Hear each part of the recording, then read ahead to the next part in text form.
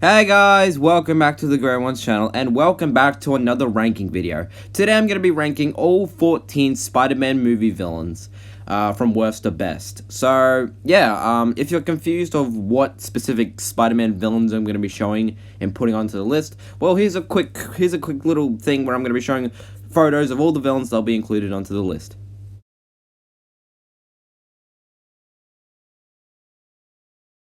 There you go, guys. So without further ado, let's get started with this ranking video. Coming out to number 14 is Rhino from The Amazing Spider-Man 2. Guys, this character was absolutely nothing in this movie. He showed up at the start of the movie not as the Rhino, as just this crazy guy just running over people or whatever, and at the end we finally get to see him as the Rhino. At the end of the movie, at this long 2-hour movie, as looking at like this fucking transformer or something, and yeah, the Rhino was just crammed in just to add more villains and just to get people to go see the movie because more villains, more excitement. And yeah, guys, he was nothing. Dude, this villain was nothing. He's quite possibly the worst Spider-Man villain out of all movies that have come out. So yeah, the Rhino was bad in this movie. He was really bad. Not good. He was just crammed in and he was bad. So let's just move on to number 13. Coming up to number 13 is the Green Goblin from The Amazing Spider-Man 2.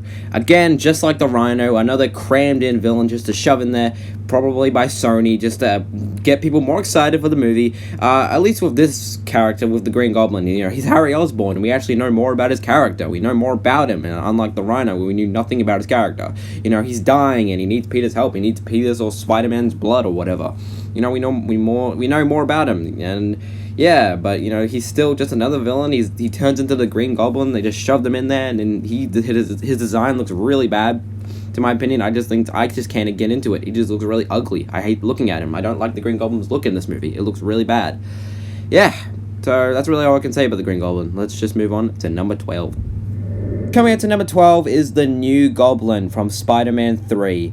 Yeah, this is the villain. This is the villain that Spider-Man 2 was trying to build up to. This is what they were trying to build Harry Osborn to become, which is this, you know, the New Goblin. And, yeah, I mean, he had one cool fight scene with Peter, and then throughout the movie, he was kind of a villain. You know, he did do him and Peter got in some cool fight scenes, and yeah, he was kind of a villain until the end of the movie. But either way, he wasn't really much compared to the other villains in the movie. He was one of the more forgettable villains out there of all Spider-Man movies, the one that not much people really think about and remember. Oh wait, he was a villain. Yeah, right. Yeah. That's really all I can say. That's really all I can say about him. They didn't really do much of him because he had to focus on more other characters in Spider-Man 3. So I can't really blame Sam Raimi. But yeah, it wasn't really much. That's really all I can say about him. Let's move on to number 11.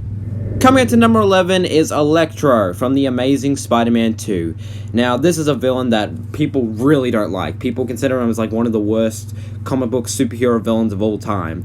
Mainly due to his motivation, because he's just some Spider-Man fanboy who gets mad and thinks that Spider-Man doesn't like him, and then he becomes a villain. Oh my god. Yeah, his motivation isn't really the best, and he's not a very great villain, but overall, he does have some cool action scenes with Spider-Man, and, you know, his design, I'm not one of those people who complain about it too much. It's very not comic accurate at all, but I don't know, I think his design looks fine, I guess. I don't know, it doesn't really bother me too much.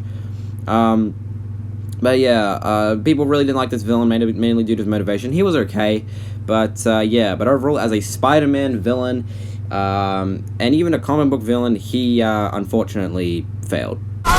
But hey, Jamie Foxx will be returning to play Electro in Spider-Man 3, so, you know, let's hope he's treated a lot better. He has a new look that looks more comic accurate, and he's just done a lot better in that movie, so let's have some hope.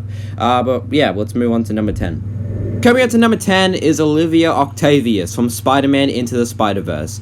Now, I actually thought she was really, really cool in this movie, and her reveal was awesome. I was actually really shocked when I saw her in the movie.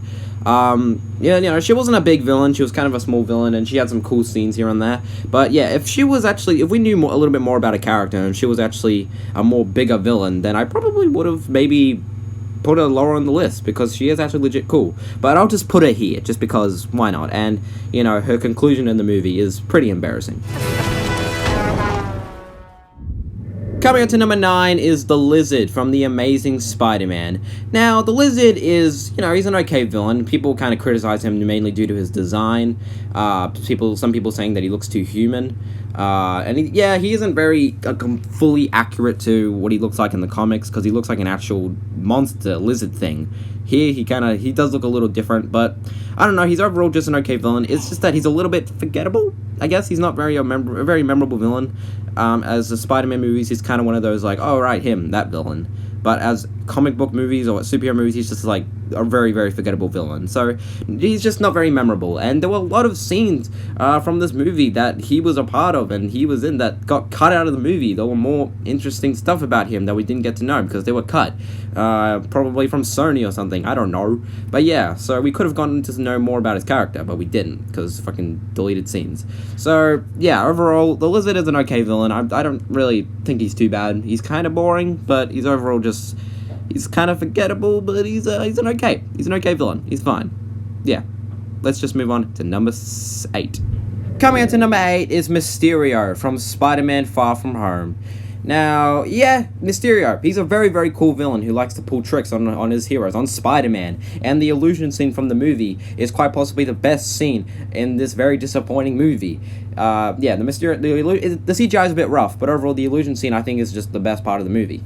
It's a great scene, and the issues that I have with this character, he's a cool villain and all, but the issues that I have with him is that I guess his plot twist was a little too obvious, I guess, and his motivation and his reasoning for why he's Mysterio and why he's evil and stuff is way too Tony Stark, Iron Man related. Seriously, he really goes into detail people that he works with and stuff that are so Tony Stark, Iron Man related. Honestly, this could have easily just been an Iron Man movie or something.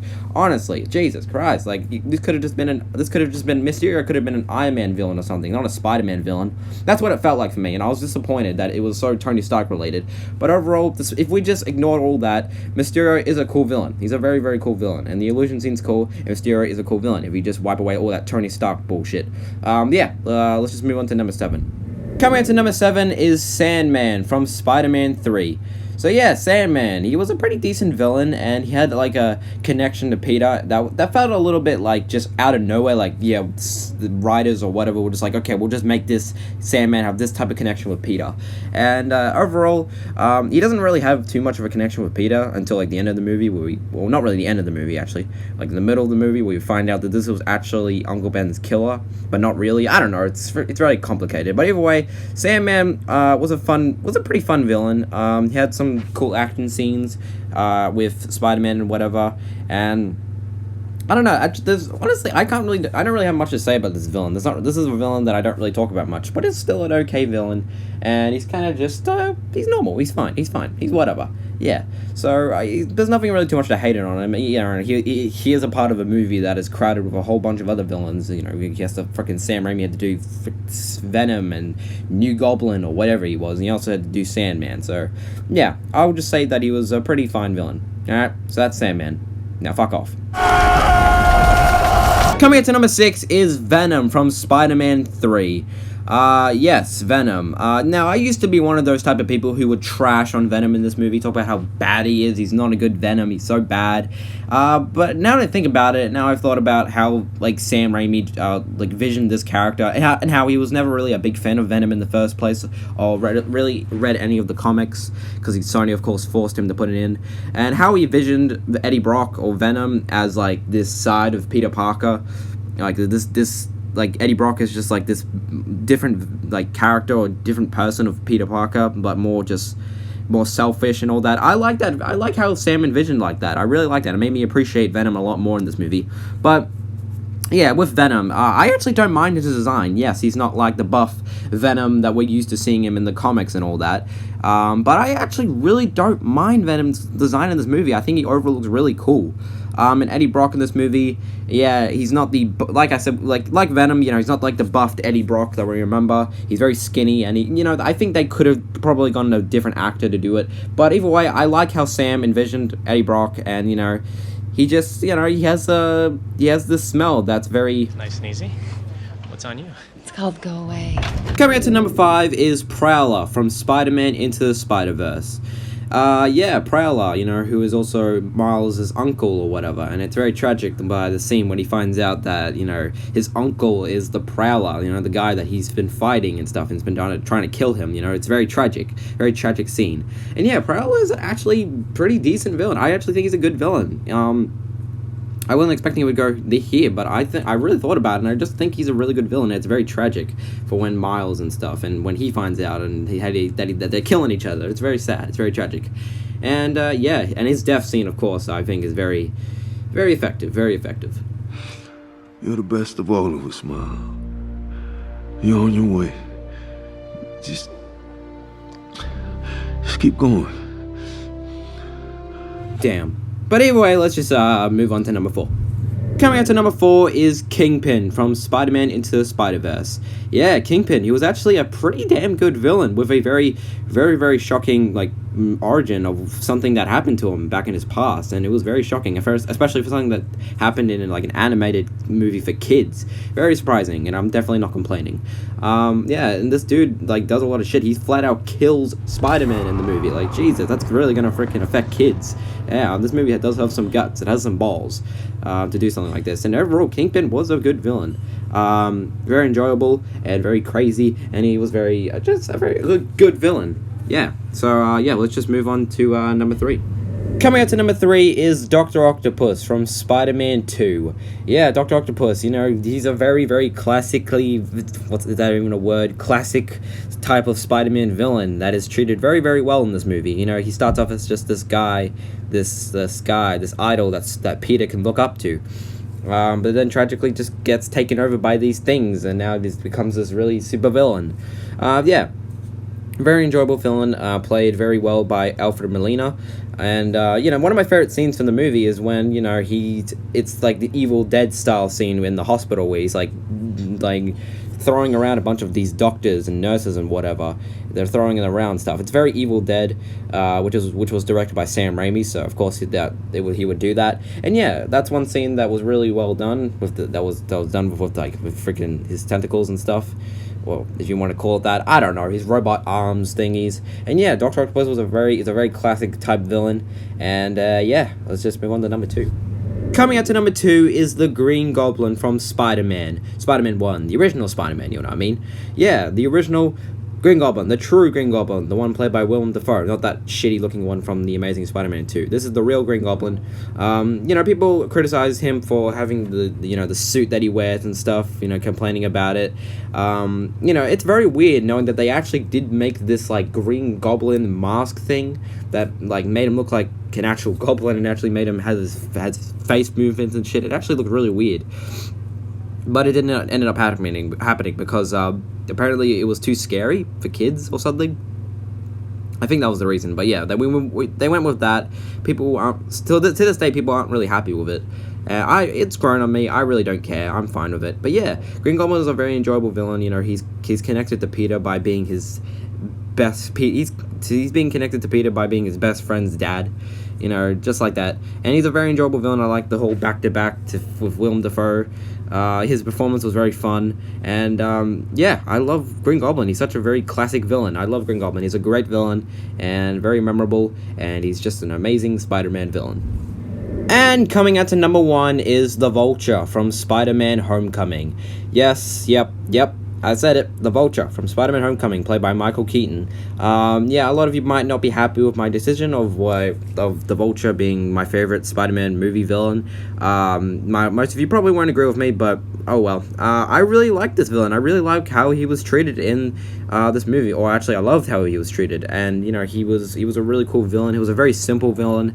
Yes, he was very Tony Stark related and stuff, but you know, it wasn't too bad. I didn't really mind it too much. I was like, whatever, doesn't matter, it doesn't faze me too much. Yeah, I like Vulture in this movie, and also I've got to, of course, mention the plot twist. His plot twist, man, that really did get me. Like, holy shit, when I first saw it, like, that really got me.